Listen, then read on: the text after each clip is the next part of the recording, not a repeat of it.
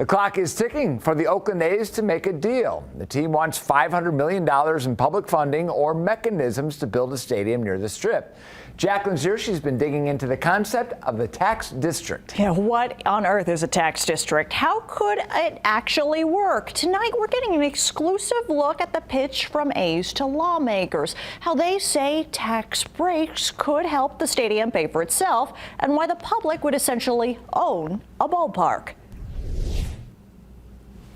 This stadium is going to be owned by the public, right? This stadium is not owned by the A's. Jeremy Aguero from Applied Analysis explains the team's pitch to Nevada lawmakers. What the A's build on this land, taxpayers will own. He's helping the A's negotiate a bill on a possible so-called tax district. One lawmaker says a tax district is one way for a massive project to help pay for itself. A tax district is really just kind of a technical term that says, imagine that we draw a boundary around anything and just say that whatever the taxes are that are generated within that boundary, that we're going to use them for a special purpose. In a proposed sports and entertainment improvement district, a ballpark would automatically generate the following taxes: live entertainment, payroll, insurance, sales, and even retail from supplies for construction. Aguero explains tax revenue could be reinvested back into the project to offset the cost. They ask for a property tax exemption. It would make the ballpark publicly owned. A proposed lease would be 30 years with a penalty clause. If they leave before the term of the lease is over,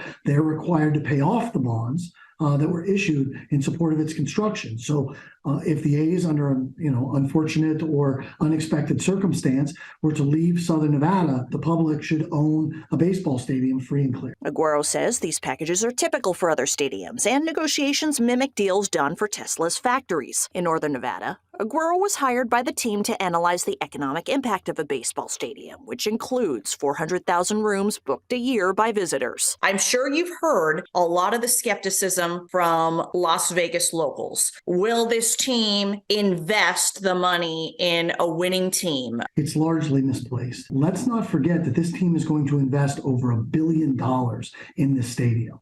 Right? That gives them about 1 billion reasons to make sure that the fans in there have a great experience, that they come back.